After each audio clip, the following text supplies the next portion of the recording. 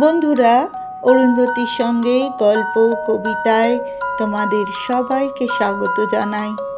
আশা করি তোমরা সবাই ভালো আছো, সুস্থ আছো। বর্ষা মানে রিমঝিম ঝমঝম, শুধু বৃষ্টি নয়, আর শুধু খিচুড়ি, ইলিশ মাছের ডিম, ইলিশ মাছ ভাজা তাও নয়। বর্ষা মানে কিন্তু রাত্রিরে গা ছমছম করা ভূতের গল্প। তাহলে চলো না, এই বর্ষার দিনে একজন ভূতের সঙ্গে পরিচয় করে নেওয়া যাক। ভূতটা ঠিক কেমন সেটা আমিও জানি না, তোমাদের সঙ্গে আমিও জানবো। তাহলে শুরু করা যাক আজকের গল্প, পাগলা ভূতের মার। লেখক খগেন্দ্রনাথ মিত্র। হিমানীবাবু সেদিন দুঃখ করে বলছিলেন, মশাই, আমরা ছেলেবেলায় ভূতের গল্প পড়তাম, ভূতের গল্প শুনতাম। ভূতের গল্প লেখার বলার লোক ছিল। গল্প যদি পড়তে হয় তো সে ভূতের। আজকাল ছেলেদের জন্য কি যে সব লেখে।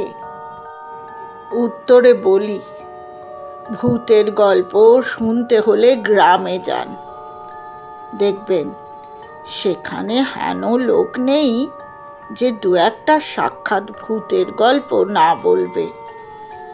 এমনকি আপনাকে ভূত স্থান দেখিয়েও দেবে, অবশ্য দিনের বেলায়। আর ওই যে লেখার কথা বললেন, লেখার লোক থাকলেও শিক্ষায় বিধিনিষেধের ফলে তারা লেখে না। না হলে অমন একটা বিষয় কি ছেড়ে দিত? হোক না এটা আণবিক যুগ, পাঠাক না মানুষ বৃহস্পতিতে স্পেস রকেট, ঘুরে আসুক না খোকা খুকুদের চাঁদা মামার দেশ থেকে। দেখুন, এখন এই শহরেই এমন সব মানুষ আছে যারা কিছুতেই বিশ্বাস করে না যে চাঁদের মাটিতে মানুষের পা পড়ে তাকে অপবিত্র করতে পেরেছে। আমার কথা শেষ হতেই এসে দাঁড়ালো ঝাড়ু বগলে বলদেও। লোকটার অস্থায়ী ডেরা আমাদের পল্লীর বস্তির এক ধারে, চৌরাস্তার পাশে মস্ত কৃষ্ণচূড়া গাছটার গোড়ায়। ও রোজ সন্ধ্যার মুখে চিনে বাদাম, ছোলা মটর, চিঁড়ে ও চাল ভাজা বেচে। ওগুলো নিজেই ওইখানে বসে একটি তোলা উনুনে ভাজে। ছেলেমেয়েরা তো বটেই, বয়স্করাও ওর খদ্দের। দিনের বেলায় ও ঝাড়ুদার, সন্ধ্যায় ভুজাওয়ালা। আমার পড়শি বলেই এ খবরটা জানি। অন্যেরা জানলে লোকটা হয়তো কারবারে ফেল মারত।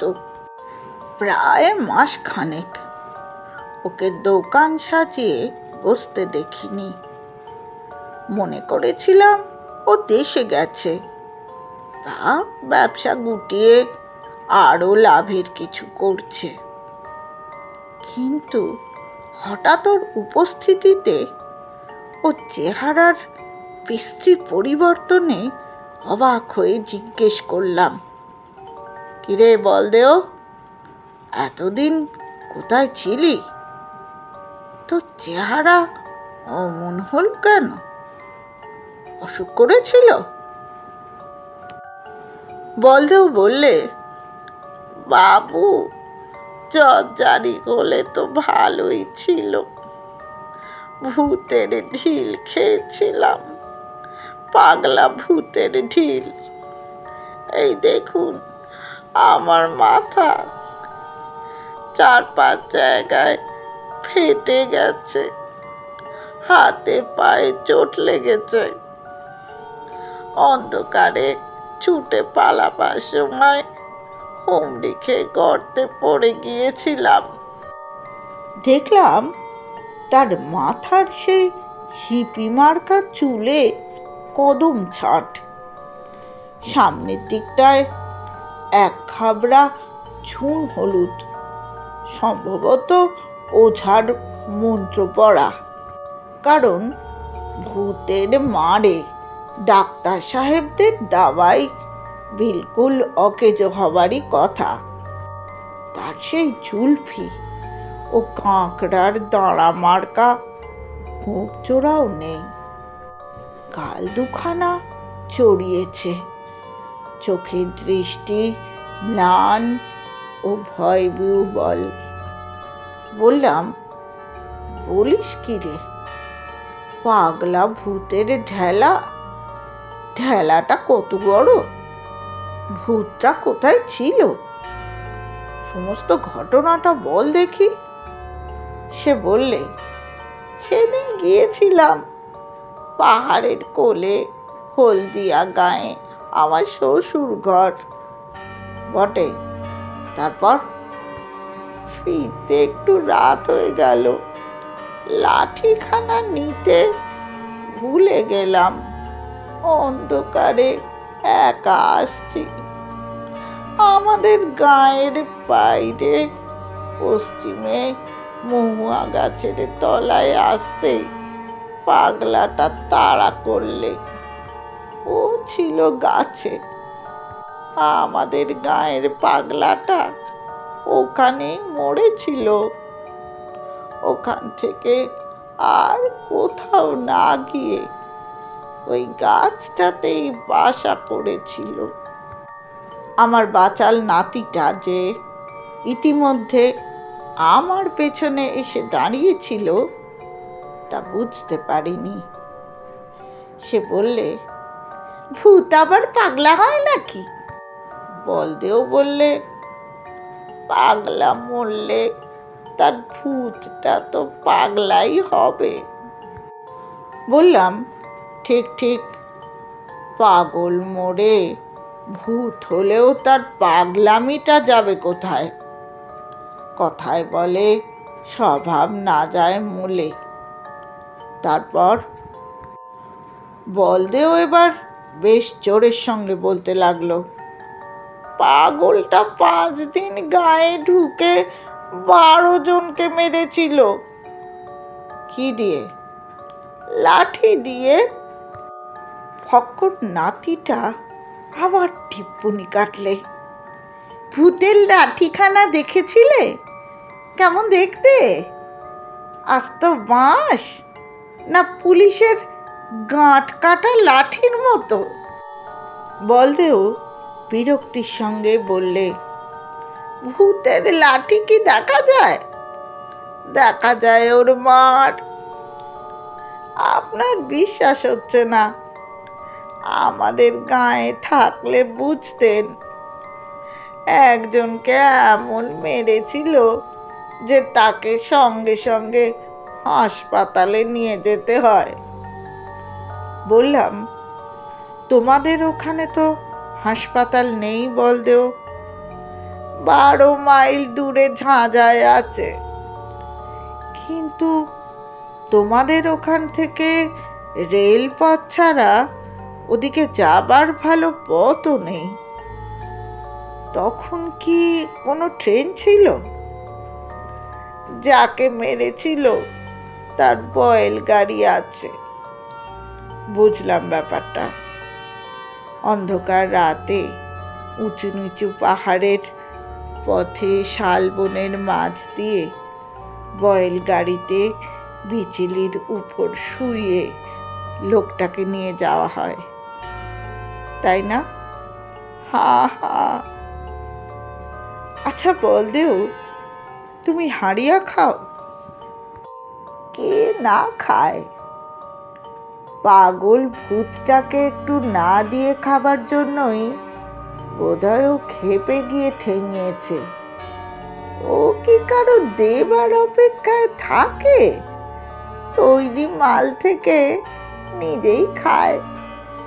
দেখছ, ভূতের খানা পিনা কি দেখা যায়? ঠিক ঠিক। সেদিন শ্বশুর ঘর থেকে রওনা হবার আগে কি একটু? বলদেও হেসে ফেললে। তারপর গম্ভীর হয়ে বললে, হ্যাঁ হ্যাঁ বাবু, সেজন্য কিছু হয়নি। পাগলাটা ভারী বদমাস। আপনি তো আমাদের দেশে হাওয়া খেতে গিয়েছিলেন। এবার যদি যান, আমাদের গায়ে গেলে জানতে পারবেন আমার কথা ঠিক কি না। হিমানীবাবুর দিকে তাকিয়ে দেখি তিনি বলদেবের মুখের দিকে হাঁ করে তাকিয়ে ওর কথাগুলো গিলছেন। ওর সঙ্গে একখানা পত্রিকার ঘনিষ্ঠ যোগ, তাতে ওর নামাঙ্কিত গল্প ছাপা হয়। বুঝলাম উনি ভূতের গল্পের প্লট সংগ্রহ করছেন। অতঃপর হয়তো একদিন দেখব, কিন্তু কি আর করা যাবে? আমার মতো উটকো লেখকের ওর সঙ্গে পাল্লা দিতে যাওয়া ঝক মারি। বলদেও নিজের কাজে চলে গেল। এই সাক্ষাতের প্রায় এক পক্ষ পরে হাওয়া বদলাতে কয়েকদিনের জন্যে বলদেওদের দেশে গেলাম। জায়গাটি যেমন নিরিবিলি তেমন সুন্দর। আমার ভারী ভালো লাগে। চারিধারে ছোট ছোট পাহাড়, তলা থেকে মাথা অবধি ঘন বনে ঢাকা। সে বনে চেনা অচেনা ছোট বড় কত রকমের গাছগাছড়ার যে জটলা। তার মধ্যে এধারে ওধারে শাল, মহুয়া, পলাশ, আমলকি, কেঁদুয়া, কুল, হর্তুকি, কুরচি মাথা তুলে দাঁড়িয়ে আছে। দু তিনটে পাহাড় থেকে ঝিরঝির করে ঝর্ণা নেমে এসে পাথর ঘেরা একটি জায়গায় জমা হয়ে একদিক দিয়ে নদীর মতো বেরিয়ে যাচ্ছে।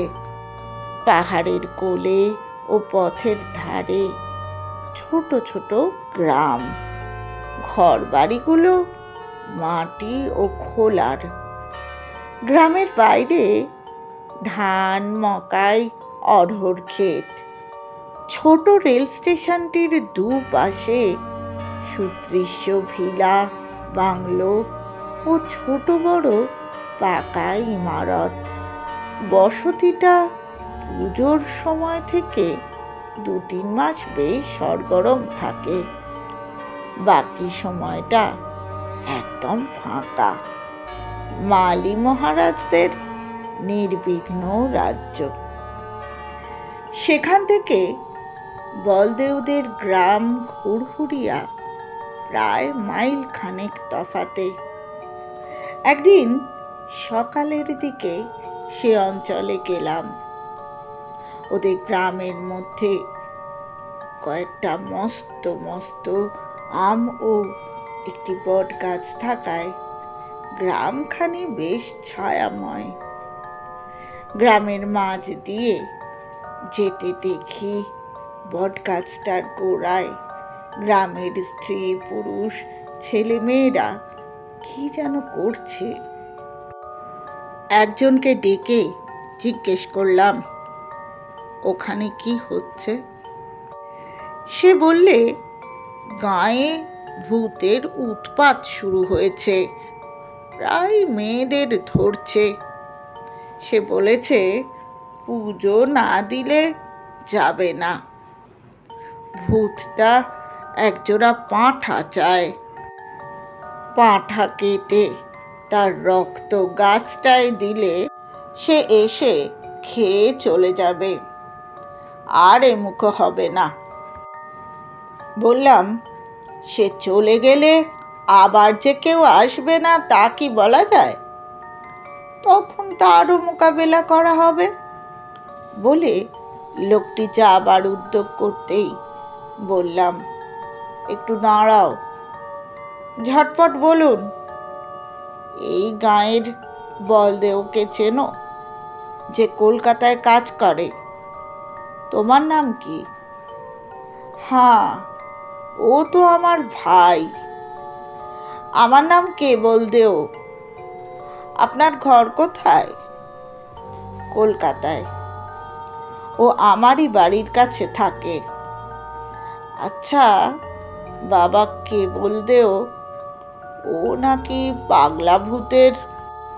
আমার মুখের কথা কেড়ে নিয়ে লোকটা বললে, যে ভূতটা ওদের মেরেছিল সে ওই যে দূরে মাঠের ধারে গর্তটার কিনারে মহুয়া গাছটা দেখছেন, ওটাতে ডেরা গেড়েছিল। 3খানা গাঁয়ের লোককে ও পিটেছিল। ওকে আমরা তাড়িয়েছি।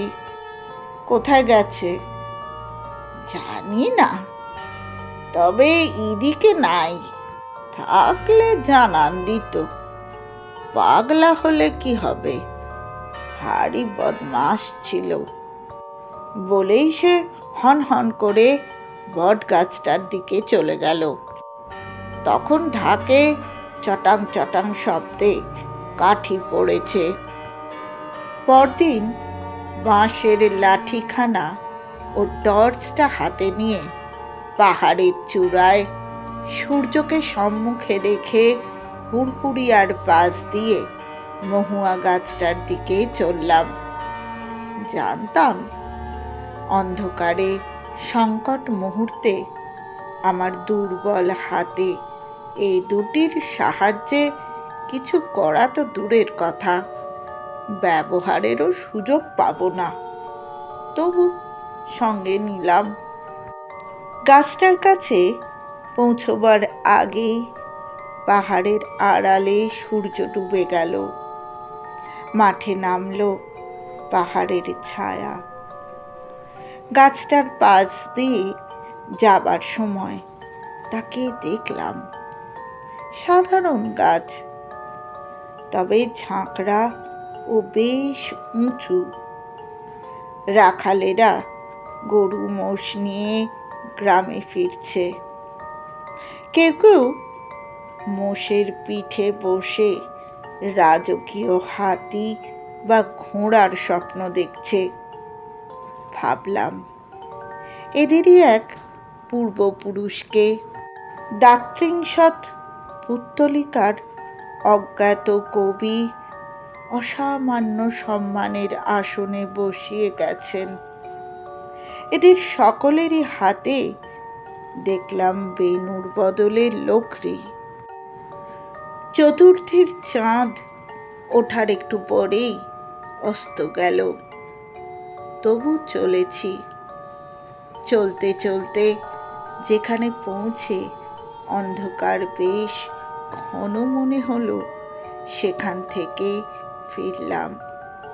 বাঁধা পথ, তবু মাঝে মাঝে টর্চ জ্বালি।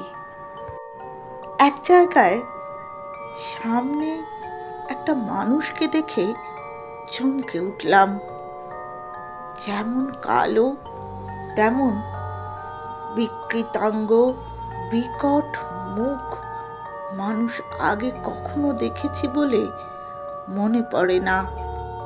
তার পোশাক, পরনের ছেঁড়া ন্যাকড়াগুলি বলা উচিত। ময়লা মানুষটি বেঁটে। তার হাতে তার চেয়েও লম্বা লাঠিখানা। ঠুকতে ঠুকতে সে এগিয়ে চলেছে। যে কেউ তাকে আবছা আলোয় জনহীন পথে দেখলেও চমকে উঠবে।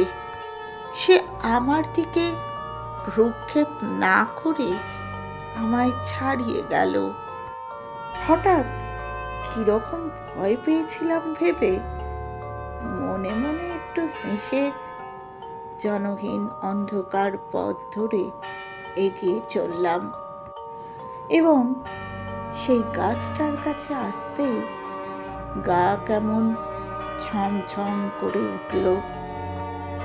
মনে সাহস এনে টর্চের আলো গাছটার উপর ফেলতেই তার মাথার দিকটা তুলে উঠল। সেই সঙ্গে কেমন একটু শব্দ হলো।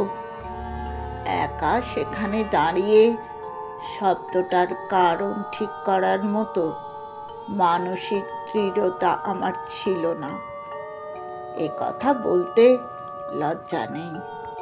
তাড়াতাড়ি সেখান থেকে সরে গেলাম এবং পরদিন আবার সেখানে গিয়ে দেখি এক হনুমানি বাচ্চা কোলে একটি ডালে লেজ ঝুলিয়ে বসে আছে, বোধহয় বীরের ভয়ে। ওটাই কি কাল রাতেও ওখানে ছিল? এই প্রশ্নটার জবাব আজও আমার মন থেকে পাইনি। কলকাতায় ফিরে আগাগোড়া ব্যাপারটা গল্পাকারে লিখে বলদেওর সঙ্গে দেখা করতে গিয়ে শুনি ভূতের মারের চোট সামলাতে সে হাসপাতালে। এদিকে ইতিমধ্যে হিমানীবাবুরও কোনো ভূতের গল্প প্রকাশিত হয়নি, তাই নিশ্চিন্তে গল্পটি প্রকাশার্থে দিলাম। অতঃপর এই বিষয়টি নিয়ে তার গল্প প্রকাশিত হলে সর্বসাধারণে জানাবো। তার গল্পটিতে আমার গল্পের ভৌতিক ছায়াপাত হয়েছে। কিন্তু একটা কথায় আমার বড় খটকা লাগে। ভূতের ভয়টা কি মরার পরও মানুষের থাকে? এই বিশ্বাস অথবা অন্ধকার বা ছেলেবেলার শিক্ষা থেকে জন্মেছে? ভূত এমন একটা জিনিস যেটা আগাগোড়াই রহস্যে আবৃত। কেমন লাগলো তোমাদের অবশ্যই জানাবে। যদি ভালো লাগে লাইকস দিও, শেয়ার করো। আর যারা এখনো আমার চ্যানেলটি সাবস্ক্রাইব করোনি তাদের উদ্দেশ্যে আমার বিনীত অনুরোধ, দয়া করে আমার চ্যানেলটি সাবস্ক্রাইব করো আর পাশে থাকা বেল আইকনটি অবশ্যই প্রেস করে দিও, যাতে নতুন ভিডিও দেওয়া মাত্রই তোমাদের কাছে ঝটপট চলে যায়। ধন্যবাদ।